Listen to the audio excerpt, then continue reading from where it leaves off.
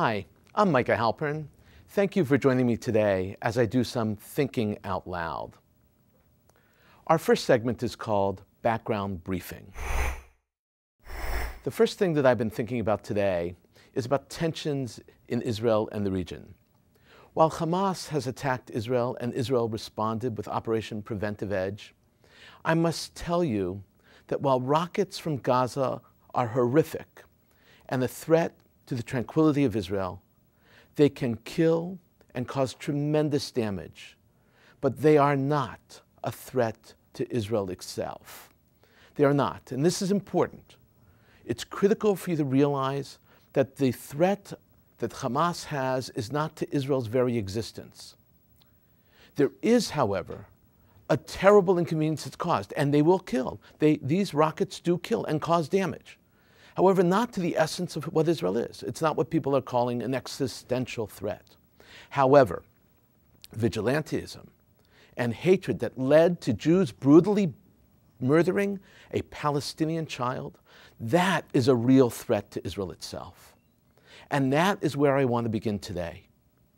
I want to begin with the killing of a Palestinian boy, a 16-year-old named Muhammad Abu Qadar. He was killed by 6 Jewish Israelis from Jerusalem, the community of Har Nof, a community outside of Jerusalem called Beit Shemesh, and a settlement called Adam. What happened there was absolutely wrong, and no words can describe just how wrong and bad and evil it was.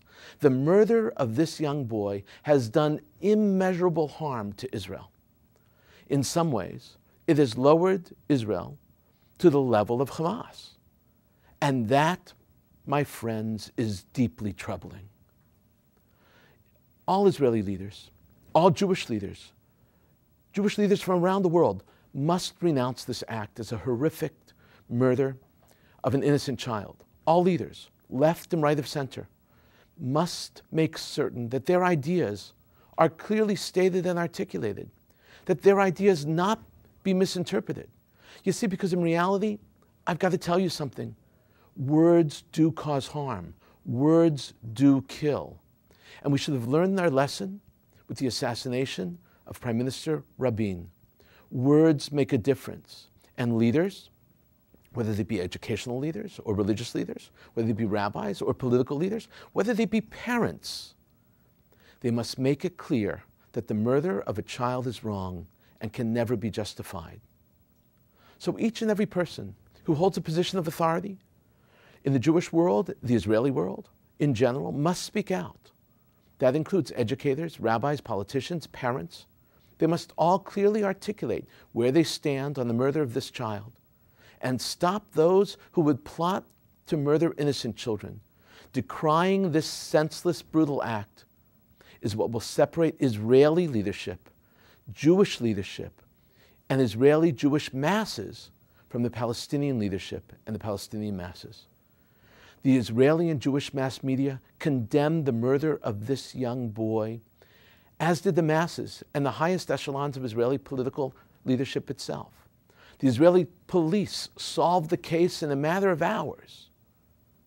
The messages were uniform.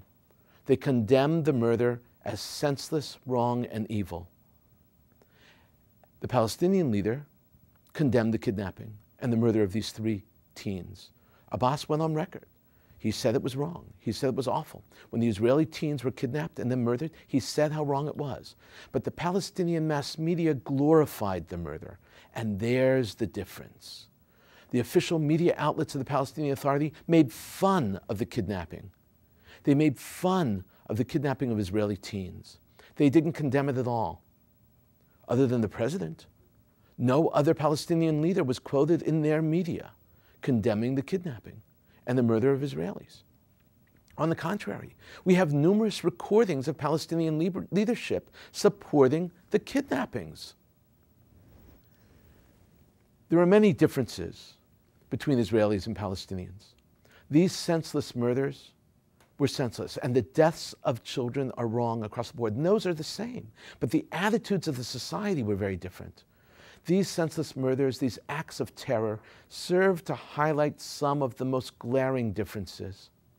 The differences have to do with the riots that deal with the concept of embracing this idea of indeed, literally and truly, suggesting that the deaths of innocent people might be justified.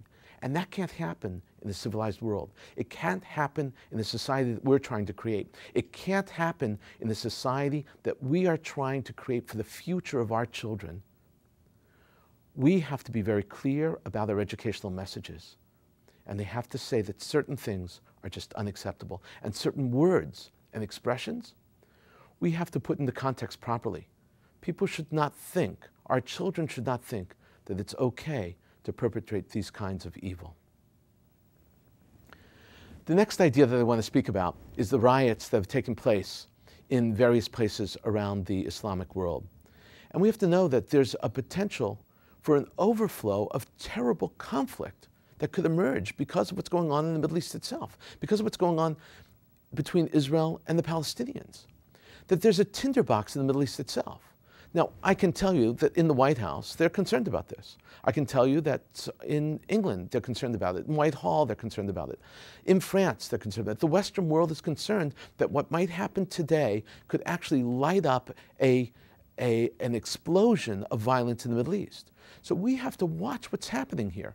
And our responses to it, as leaders in the world, as people who pay attention to what's going on in the world, is critical. Because what might happen in Jordan, in Egypt, in Syria, in Lebanon, in Kuwait, in Qatar, and across the board is going to take shape because of what transpires today between the Israelis and the Palestinians. The next topic I want to speak about is the concept of Operation Preventive Edge. Now, the word in Hebrew, the expression in Hebrew is tzok etan. Tzok is a precipice. It's a huge drop off a cliff. Not a cliff face. It's not an Evan. It's not a Sela. It's not a rock or a stone. In English, we use these terms interchangeably, but it's not in Hebrew. Tzok is a beautiful literary term. It really means a drop off a cliff, while etan means strength and power. Tzok etan is a powerful literary image. It means having the strength not to fall over the cliff. So when they name an operation Preventive Edge, it didn't come out of the sky. The name tells it all. The name of the operation is not about getting stuck in Gaza. It's about not getting stuck.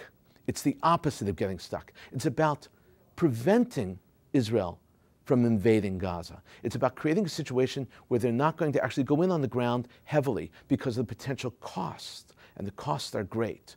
The potential for human life is great, and the potential loss for civilians is great. All of this is going through the minds of Israelis as they even come up with the name Preventive Edge. In the meantime, Hamas has successfully limited the capabilities of the Great Iron Dome defense shield. This Iron Dome is a highly sophisticated system designed to intercept low-flying rockets. Hamas has jammed the Iron Dome the same way hackers jam websites. What they do is they're firing many low-flying rockets from the same place, aimed at the same target. So what happens is the Iron Dome is overloaded. It can only successfully intercept a few at a time, and this lowers its efficiency to as low as 17%, 20%, 25%, as opposed to where Israel wants it to be, which is way up high in the 50s, 60s, and 80% stages. Now, what's interesting, when we see the press reports, we're seeing that it's intercepting, and it is. But a lot of these rockets are actually falling in areas which are not inhabited.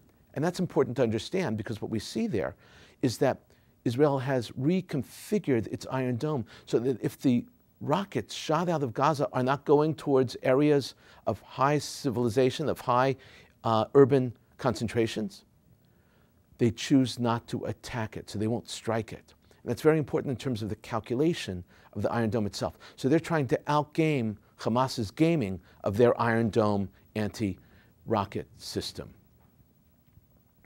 Coming up next, Points of View. The first column I want to speak to you about is by Joschka Fischer. He writes in Project Syndicate on July 1st, 2014. The title of his column is Middle East and the Return of History.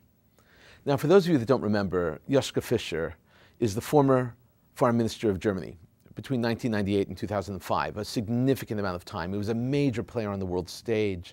He's a real thinker. He's engaging, he's thoughtful, he's enticing, he's got a sense of humor, which is very unusual amongst many politicians in general. And I'm told he and his wife actually have an apartment in Tel Aviv on the promenade between Tel Aviv and Jaffa, and can be seen often walking on the promenade there or taking a jog. When Fischer was foreign minister, he was able to be a reliable leader and really not a confidant, but a connection between Israel and Germany in a way which had not been seen in a very long time in the relations between Germany and Israel. He was one who could be trusted and to be even-handed on issues in the Middle East, which again is not very common in leadership in Europe in dealing with the concepts of the Middle East itself, especially with Israel. Joschka, you should know, is the diminutive of Yosef in German and in Yiddish and in English, by the way. We say Joschka all the time. We have it in many, many languages. So Joschka actually means Joseph. And he was a big marathon runner. He ran, even as foreign minister, he ran the New York Marathon in 1999. His time was 3 minutes and 55 seconds. 55 minutes, I'm sorry, 3 hours and 55 minutes, I apologize. His best time ever was in Hamburg. But his column, though, is deeply insightful because he's challenging the assertion that rocketed the world 20 years ago, made by Francis Fukuyama.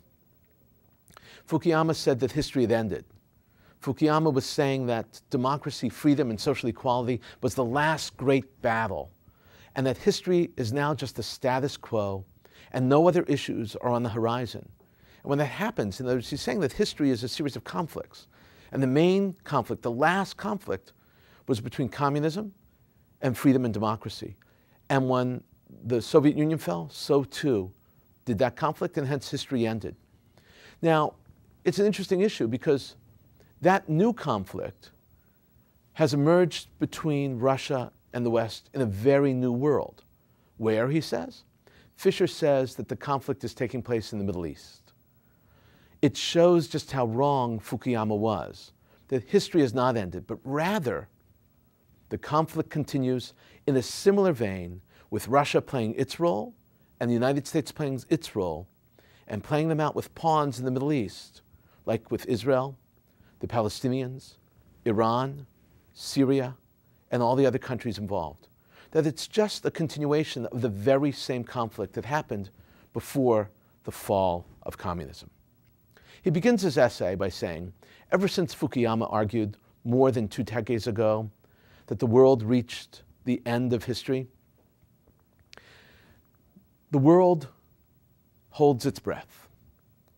China's rise, the Balkan Wars, the terrorist attacks of September 11th, 2001, the wars in Afghanistan and Iraq, the global financial crisis of 2008, the Arab Spring, and the Syrian civil war all belie Fukuyama's vision of the inevitable triumph of liberal democracy.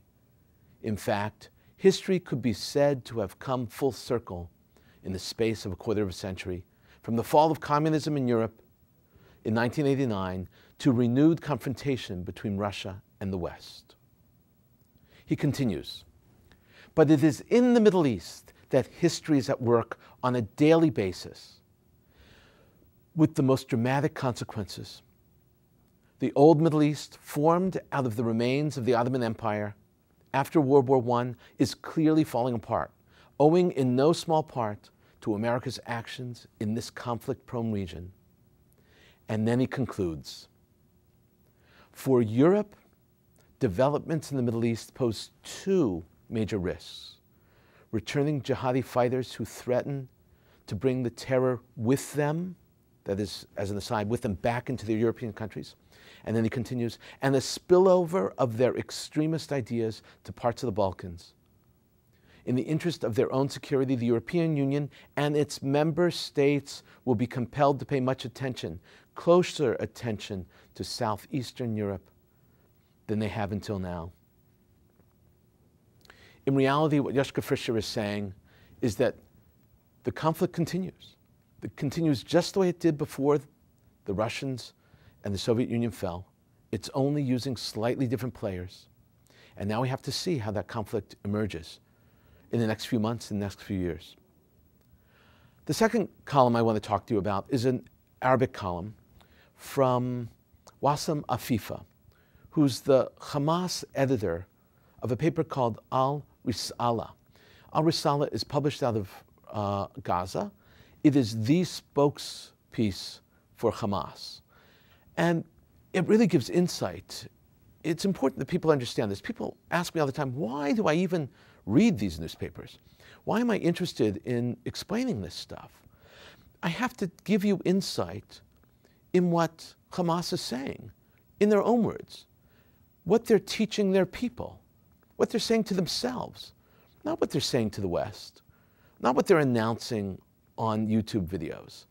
I want you to know what they say to one another so that you can have a better sense of it and so that we can actually plan a program, that we can respond properly, that we have the background that's necessary. And that's why I chose this essay by Afifa. This is a column from their paper explaining how Jews perpetrate blood libels. It's focusing on their perception that Israelis literally take Palestinian blood and bake matzah. An essay in the newspaper written in 2014. This is not 1814. It's not 1914. This is right here and now, where they're saying that indeed Israelis kill Palestinian children, exact their blood, and put it in matzah in order to celebrate their holiday of Passover. And it accompanies caricatures. That's not one of the cartoons that I'm going to show you today, but it is an important element of it. It shows Israelis drinking blood. Shocking when you begin to think about it. Hurtful in many ways. The settlers used, by his interpretation, the settlers used the 17-year-old or 16-year-old Muhammad Hussein Abu Kedar from Shuafat. They used his blood. That's what they wanted. Indeed, the reality was that the murderers of this young Palestinian boy were not settlers. They were from Jerusalem, which is interesting in and of itself. But truth has nothing to do with the reality. But they were perpetrating a sacred act in his eyes. Vengeance by torturing him and burning him, in his eyes, was a reenactment of taking the blood and using it for the baking of matzah itself. A betrayal, a portrayal of the murder that took place for hundreds of years, supposedly conducted and perpetrated by the Jews against their non-Jews. It's deeply troubling. It's wrong, but it's something to think about because it's a part of how they view the world. It's a part of how they view Israelis. It's a part of how they view you and me. Because without understanding it, we can't get at the root of the matter. He says, by holy matzahs, I mean those matzahs mixed with human blood, the blood of Gentiles, namely the non-Jew, to celebrate the Jewish holiday called Passover. According to historical accounts, they used to murder Christians, preferably children under 10, to collect their blood and then hand it out to rabbis so that he would mix it in the holiday matzahs themselves. He's describing this, if you can imagine. This is an essay. He says, by holy matzahs, he continues repeating the theme. It's very common in Arabic to repeat the same theme. By holy matzahs, I mean those matzahs mixed with human blood. And then he continues. And it's frightening. It's very disturbing. But it is what it is. This piece by Hafifa explains clearly where Hamas stands on these issues. And we need to understand it, and we need to see it, and we need to respond to it appropriately. Next up, commentary through cartoons, where pictures tell the story. Scott Stancis, in the Chicago Tribune on July 6, 2014, describes an unbelievable scene. It made me laugh. I was chuckling, while reading the newspaper, that's a major accomplishment, because normally we cry when we read the newspaper, but the cartoons are useful here. The cartoon depicts a family around the table, and the mother says to her child, "Finish your food. There are Clintons going to bed hungry in Chappaqua." Why is that funny? It's funny because ultimately we're involved in so many serious things. We're involved in crisis in the Middle East. Our Jewish brethren in Israel are under attack. And sometimes you want to read the newspaper and just laugh. And that accomplished it. And that was worth it. The next one does the same thing to us, because it's important sometimes just to laugh. Randy Bish from the Pittsburgh Tribune writes this and describes this, draws it on July 3rd, 2014. A husband leans over to his wife in bed and says, "I hope that you know that I love you." And the wife responds, "Are you talking to me or the air conditioner?" Now, why is that funny again? It's hot. We're in the middle of a hot summer, and we're involved in all these issues, and believe me, all around us, in the crises that we confront, the heat plays a role in it. It plays a role in the conflict between the Palestinians and the Israelis even, because many of the Palestinians are fasting during the day, and it's up to 100 degrees out there. The Israelis are being bombed, and they have that heat, and it's a difficult thing. It's hard. So we can laugh at the fact about love and air conditioning and just how important that issue is for us. Taylor Jones, in the Kegel Cartoon Syndicate, he portrays the following on July 4th. Abbas says to Bibi, in other words, the leader of the Palestinian Authority, says to the Prime Minister of Israel, he says, "My condolences on your loss." So he's delivering a message from the Palestinian Authority to the Israelis. But on the back of Abbas, you see Hamas, as if they're riding a horse. And in Abbas's mouth, you see horse reins. So that Abbas really isn't saying what he needs to say. He's saying what Hamas is telling him to say. It's a major comment, a major critique about what? About the unity government between Hamas and the Palestinian Authority. That who's really in charge? Is it Abbas or is it Hamas? In a moment, my perspective and a few predictions.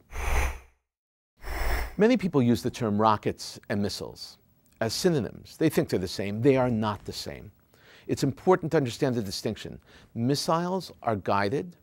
Rockets are not. This is not just a term. This is an important technical term within our understanding of armaments, but it's also critical in the way in which we deal with an understanding of how Israel is performing its actions, and Hamas, Islamic Jihad, and the Palestinian resistance committees are doing their thing. Israel is shooting missiles. Their missiles are guided and targeted with remarkable accuracy. Rockets are being shot by Hamas and Islamic Jihad, the Palestinian Committee for Resistance. But they are rockets made in metal shops with welding guns. They don't fly straight. Actually, the fins on them are put on with these welding guns. You can actually see them on YouTube as they're putting them together, which means once you have fins that are not perfectly straight, they're not using micrometers. You can actually see they're not using micrometers. They're not perfect. If they're not straight, the fins aren't straight, it means the rockets don't fly straight. Any of you who have put together an ST rocket when you were a kid know that. If you don't put the fins on properly, it doesn't fly accurately. The rockets land wherever. The objective of the strike, when Hamas and Islamic Jihad shoot these rockets, is to strike fear in the civilian populations. That's their objective. And you've got to realize that when they do that, they not just attack Israel. It's a point and shoot phenomenon. Point, shoot, point, shoot. The chances of success are minimal on their point. That's why it's a game of intimidation. They're shooting to intimidate, not to actually cause damage. Whatever damage happens is just additional benefit for them. Hamas has been lashing out at Abbas. This character named Musa Marzouk, the deputy head of Hamas, he lives in Cairo, Egypt. Marzouk posted on his Facebook page that Abbas was abandoning the Palestinians. That means that Abbas has to then respond. And he's come to the defense of Hamas as Israel is involved in their operation in Gaza. Abbas called Israel's actions genocide. And he did it for a reason. It's an exaggeration. He did it for a reason. Of course it's wrong. But I predict that after Operation Preventive Edge, tensions will rise between Hamas and the PA to the point that the unity government will break apart because they cannot stay together. There's too much pressure on them. They don't see the world the same way. And that's important and important to think about. We've thought about a lot today. Now that you know what I've been thinking, let me know what you're thinking. Email me at micah@shalomtv.com. Tweet me at Micah Halpern. Tell me what you think. Before we end, let me leave you with one piquante piece of information. Did you know that notes people leave in the Kotel, in the Western Wall, number about 1 million per year? Twice a year, they're cleaned out by a team and buried just like old prayer books. They're buried in a special part of Mount Olives, the Jewish cemetery there. And according to tradition, they are given tremendous respect. Those notes are our very special prayers. Thank you for thinking out loud with me today. Micah Halpern. Let's think out loud again next week on Shalom TV.